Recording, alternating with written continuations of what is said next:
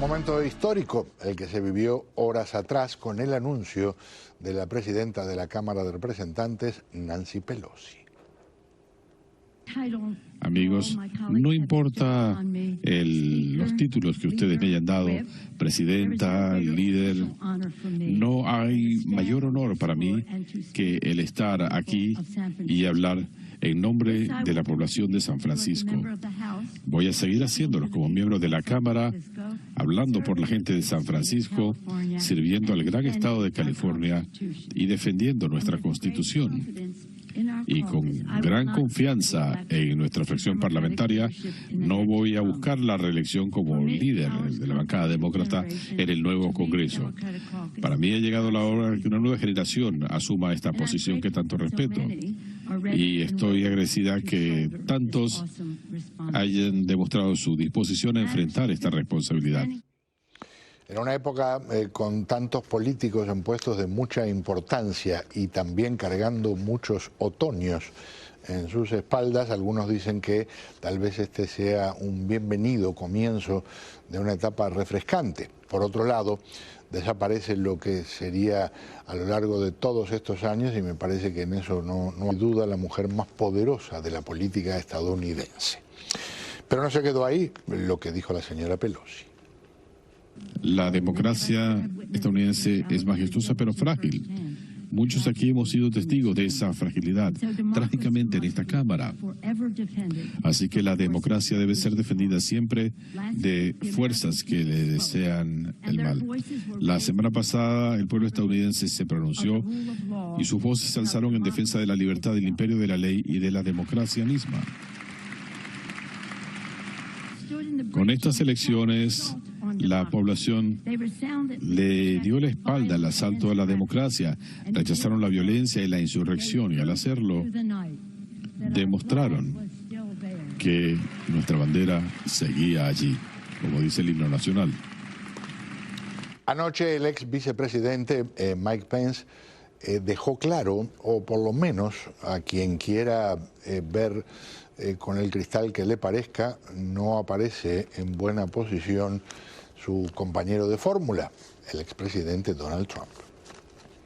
Los estadounidenses quieren un nuevo liderazgo para unir a nuestro país con los ideales que tenemos. Un liderazgo que reflejará civilidad y respeto que los estadounidenses en su mayoría tienen los unos hacia los otros. Una vez que se sale de la política se aprende rápidamente que aunque hay división a nivel político, el pueblo de Estados Unidos se lleva bastante bien y se tratan con amabilidad, decencia, respeto.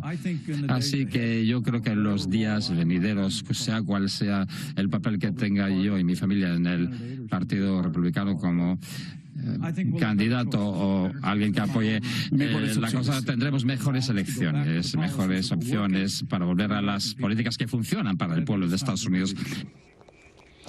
En este cabildo abierto que celebró en nuestra cadena colega CNN, el ex vicepresidente también respondió a una pregunta sobre el tema de cómo se separaron y cuándo los caminos con el expresidente. Dentro de lo posible, después de aquellos eventos, hablamos de vez en cuando después de salirnos de la Casa Blanca, pero después de que volviera esta retórica de aquel día, del 6 de enero, criticando a mí y criticando también a los demás que habían defendido la Constitución, decidí que era mejor ir por caminos separados y así ha sido. Pero sí creo sinceramente en aquellos momentos que él estaba entristecido por lo sucedido y me lo comentó. Conversemos sobre el tema. Le digo bienvenido a mis invitados, a Ana Sofía Peláez, analista demócrata, directora del Miami Freedom Project. Buenas noches. Muchas gracias. Un gusto. El analista republicano César Grajales con nosotros. Buenas noches. Buenas noches, Pedro. Empiezo por el lado demócrata hoy, Ana Sofía, cuántas novedades. Me concentro inicialmente en el impacto de la salida del liderazgo de la señora Pelosi. ¿Qué piensa? Bueno, uno piensa primero lo agradecida que se siente por el trabajo que hizo, por la carrera, lo que representa para Para los demócratas, claro, para los estadounidenses, que ella ha sido al cabo del gobierno una presencia importante para todos en unos momentos históricos, una política muy importante, sobre todo con la pandemia, en lo que pudo poder adelante, lo más reciente con la ley de inflación. Y uno se siente agradecida por lo que ella ha podido hacer y el camino que ha abierto para todas las mujeres que quieren servir en una vida pública y para todos nosotros que queremos ser parte de nuestra democracia en defenderla. Y sí, nos has dejado unos tacones muy altos para llenar, pero pienso que poco a poco podemos seguir sus pasos. César, su punto de vista. Independientemente de las políticas públicas que haya pasado la vocera de la Cámara, Nancy Pelosi, yo creo que lo importante aquí también hay que reconocer que fue muy efectiva y ha sido muy efectiva para el Partido Demócrata. Lograron pasar legislación que se convirtió en ley, independientemente de si en mi caso estoy de acuerdo o no de sus proyectos de ley, pero para poder tener la efectividad que tuvo y que ha tenido, se requiere cierta habilidad que no todo el mundo tiene y eso hay que reconocerlo.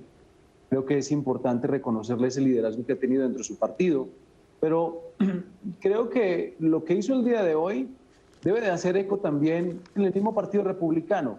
Creo que es momento de pasarle la antorcha a otro tipo de líder político que requiere este momento en la historia política y avanzar a través de políticas públicas y no simplemente quedarnos atrapados en el pasado, sino pensar en el futuro. Y esperemos que dentro del mismo Partido Republicano también haya esa oportunidad para nuevos líderes pensando en el 2024. Cuando escuchas eso, Ana Sofía, pensamos también en términos del titular del Poder Ejecutivo, un hombre con obviamente muchísima experiencia en el territorio político, pero con una cantidad de calendarios en sus espaldas. ¿Sientes que es un momento tal vez de pensar en una renovación en todos los niveles, en la búsqueda de una nueva generación, en los que están tratando de aspirar a puestos políticos importantes en este país? Yo creo que lo que hemos visto en las últimas elecciones, que los candidatos que presentaron ideas frescas, jóvenes, eran las más exitosas. Y lo que creo que es importante recordar es que estaban representándose no solamente por lo que estaban en contra, pero lo que querían para el medio ambiente, para el acceso a la salud, para la violencia armada, que es algo que ellos han vivido. Y como en la Florida tuvimos el candidato Maxwell Frost, que ahora va a ser el más joven, el primero de la generación Gen Z que va a participar en el Congreso. Eso es algo que se ve que en un momento tan difícil, donde nos vemos tan divididos, ellos han sabido cómo excitar a la población, a los votantes, para que están más apoyando algo que quieren ver seguir adelante, no solo en las divisiones, en las polémicas que hemos estado viviendo por muchos años. Cuando César hablaba hace un instante, ahora apunto a la interpretación de lo que decía y me dirá si estoy equivocado o no, me da la sensación que estaría cómodo con que el expresidente Donald Trump siga en el mundo de los negocios y deje espacio en el mundo de la política. En los Estados Unidos, cualquier ciudadano estadounidense que haya nacido en el país tiene la libertad de correr para la presidencia de los Estados Unidos, sea que aspire a una tercera contienda electoral. Pero más allá de eso, yo creo que noviembre 8 fue una fecha importante y en eso estoy de acuerdo con el exvicepresidente Mike Pence. Yo reconozco que el liderazgo del presidente Trump en su momento, con diferentes políticas públicas, beneficiaron al país y sobre todo minorías. Recordemos el nivel de desempleo histórico durante su presidencia para hispanos y afroamericanos. Pero llega un momento en la historia donde simplemente el votante habla y habla fuerte. Y creo que el mejor ejemplo de ello fue el resultado de la Florida.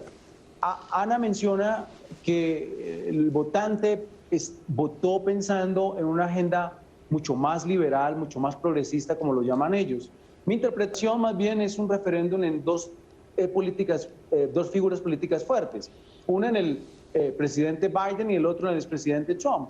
para el expresidente Trump, la gran mayoría de los candidatos que apoyó a nivel nacional pues no surtieron efecto. Pero en el estado de la Florida, de los 28 sillas electorales de Congreso, 20 la ganaron los republicanos. El senador Marco Rubio ganó, bueno, tuvo un número altísimo.